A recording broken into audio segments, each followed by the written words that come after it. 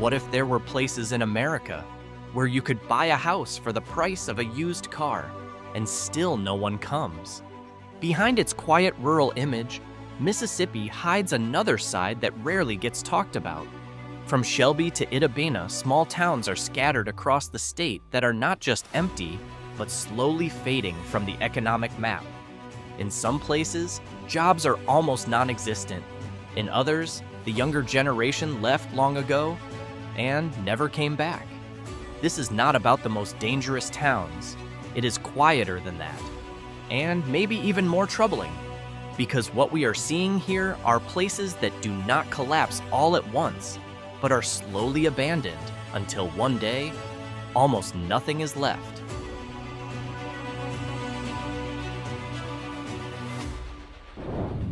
If there is one town that truly reflects how heavy life can be in the Mississippi Delta, Yazoo City is almost always near the top of the list. With a median household income of around $28,000 and a poverty rate that can reach about 45%, this is no longer just stagnation. This is deeply rooted poverty. Visually, Yazoo City still looks like a living small town. There is a downtown, schools, and everyday activity. But underneath that, many of its residents live with serious economic hardship. Most job opportunities are in low-paying sectors, and without much new investment, economic mobility becomes very difficult. The problem in Yazoo City is not just a lack of jobs, but a cycle of poverty that keeps repeating itself. Education, opportunity, and economic access are all tied together, creating conditions that are hard to break.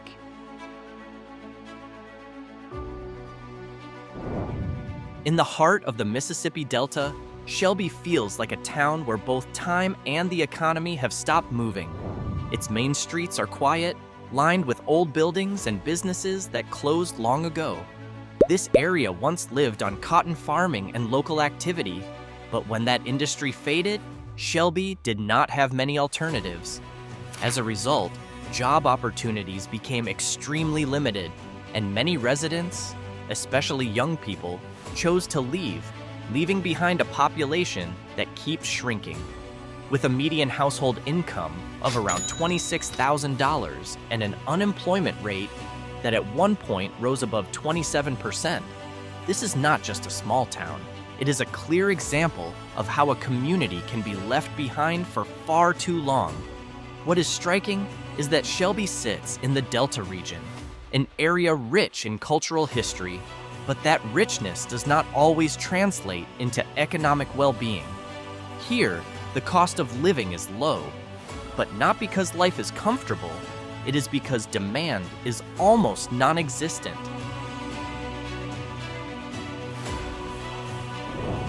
If Shelby feels quiet, then Goodman feels like a town that has truly run out of breath. Located in Holmes County, one of the poorest areas in Mississippi, Goodman faces an even harsher reality.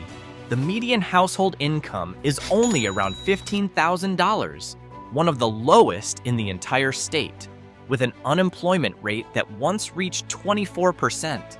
Here, the issue is not just a lack of opportunity, but the near absence of opportunity to begin with. Many of the jobs that do exist are only in low-paying sectors, while major industry is practically non-existent. What is interesting is that Goodman is actually home to Holmes Community College. In theory, the presence of this campus should bring life and opportunity, but in practice, its impact feels limited. Many graduates still have to leave town to find decent work.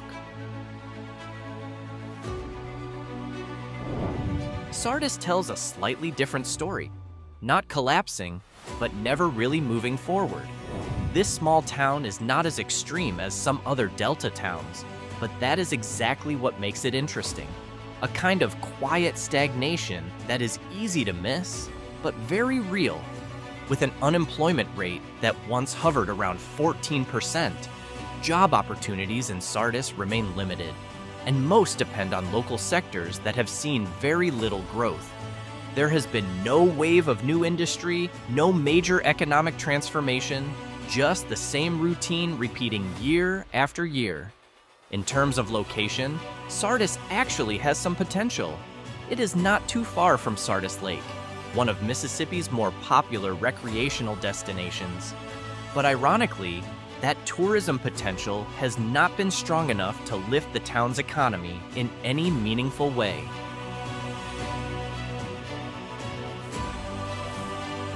The deeper you go into the Delta, the heavier the story feels. And Rosedale is one example of that. This small town is not only isolated, but also facing economic pressure that has lasted for a long time. With a median household income of around $18,000, Rosedale sits far below the national standard, showing just how limited the opportunities are here. Like many other Delta towns, Rosedale once depended on agriculture, especially cotton. But when mechanization and economic change reduced the need for labor, the town lost its main foundation. No major industry came in to replace it, and since then, growth has felt stuck in place. Today, Rosedale feels quiet, with a population that keeps shrinking and very little economic activity. The cost of living is low, but once again, not because of efficiency, but because demand is almost non-existent.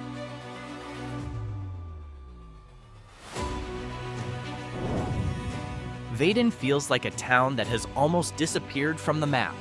Here, job options are extremely limited. There is no major industry, no economic center, and most activity revolves around small-scale local sectors. For many residents, working outside town is not even a choice, but a necessity. What makes Vaiden different is its scale. The town is so small that even the smallest change feels significant, and unfortunately, positive change rarely comes. There are many old houses, closed local businesses, and streets that are quiet more often than busy.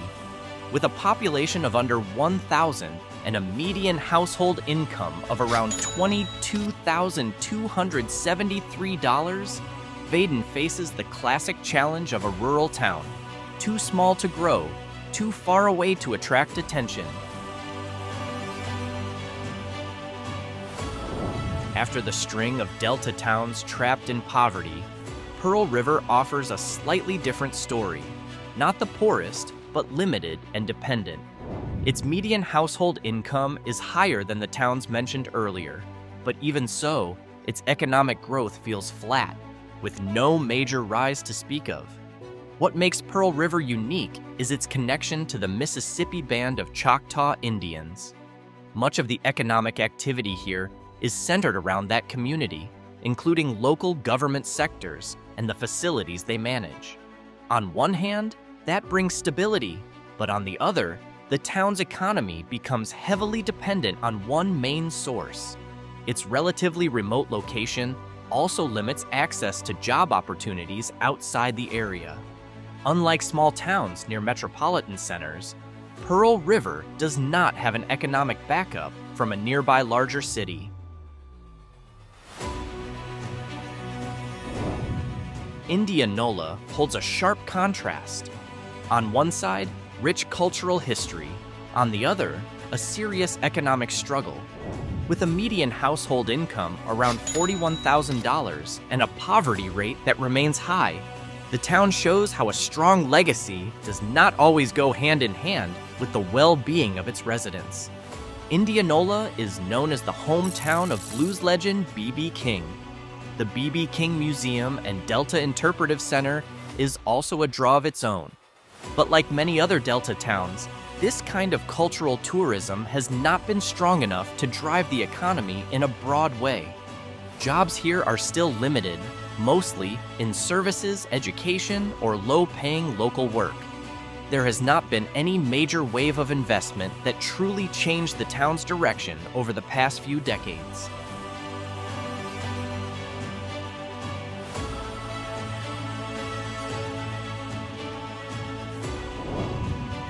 Waynesboro brings a different tone, a mix of economic weakness and crime concerns that makes it feel heavier to live in.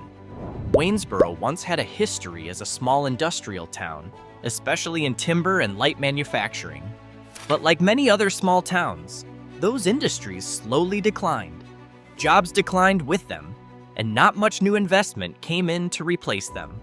With a median household income of around $31,000, the town is not at the very bottom, but it is still far from stable. What makes Waynesboro stand out on this list is the perception of safety. In the context of a small town, it is often associated with a relatively higher crime rate than other towns its size, especially in the category of property crime. That creates a sense of unease that is not always obvious at first glance, but is felt in daily life.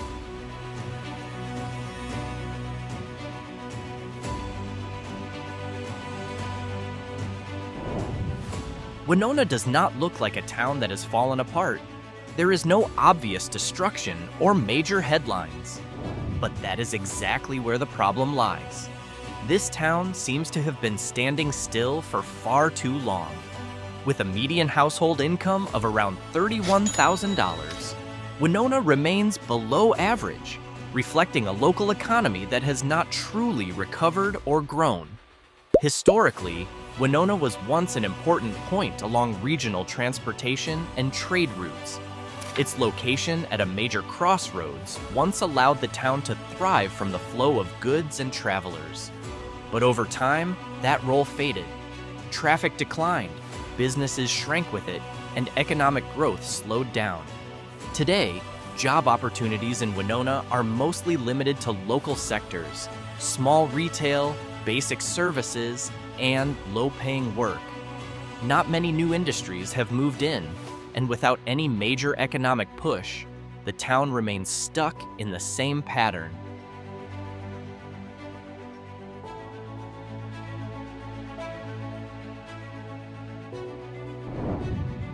In the Mississippi Delta, there are towns that struggle, and there are towns that have truly been left behind. Drew belongs to the second group, with a median household income of around $23,973 and a high poverty rate. This small town faces a harsh reality. Life is cheap, but opportunity is almost non-existent. At first glance, Drew looks like an ordinary small town. A main road, a few old buildings, and a quiet setting. But underneath that, there are clear signs of a weakening economy. Empty houses, closed local businesses, and activity that keeps declining year after year. Like many other Delta towns, Drew once depended on agriculture. But when the need for labor dropped sharply, the town did not have a strong enough foundation to adapt. No new industry came in, and job opportunities disappeared along with it.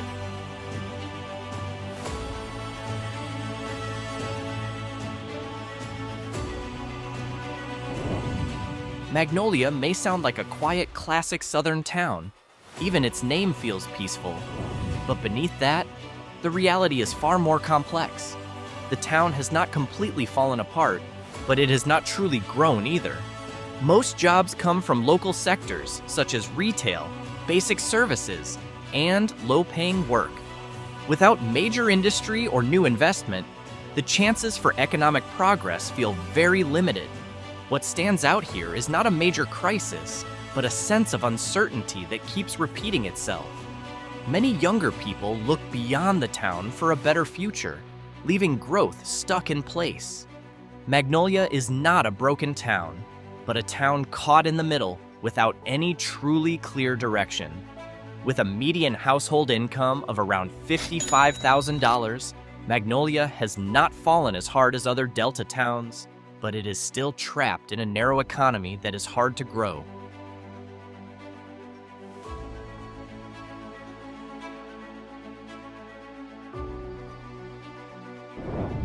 Unlike the smaller towns mentioned earlier, Greenville was once one of the most important economic centers in the Mississippi Delta. Its location along the Mississippi River once allowed it to thrive through trade, shipping, and regional industry.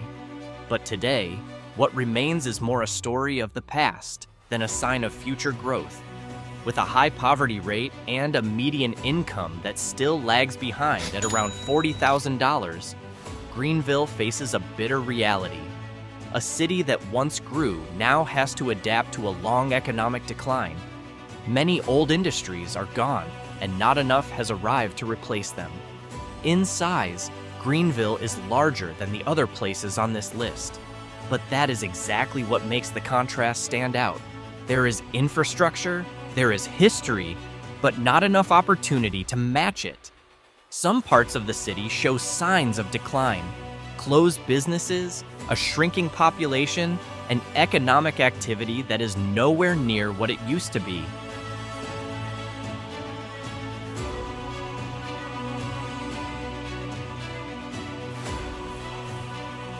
Clarksdale is a paradox that is hard to ignore.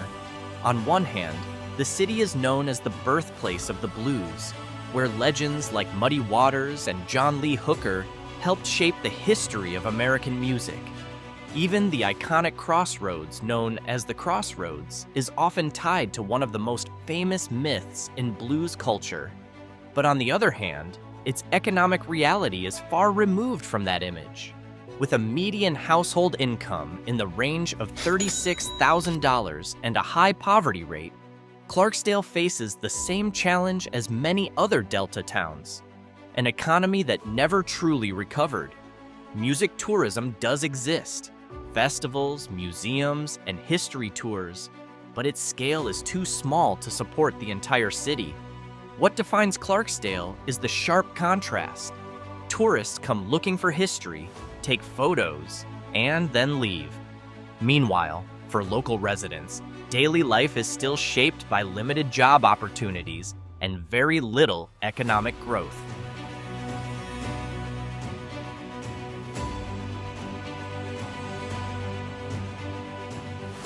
Located in the heart of the Mississippi Delta, this small town reflects the purest form of a trapped town.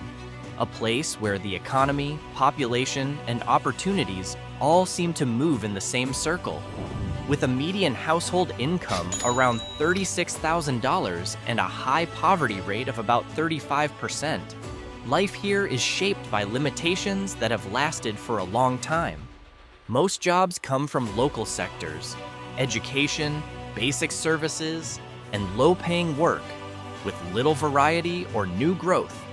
What is interesting is that Itta Bena is home to Mississippi Valley State University. In theory, the presence of the campus should serve as the town's economic engine. But reality looks different. Many students come, study, and leave without significantly boosting the local economy.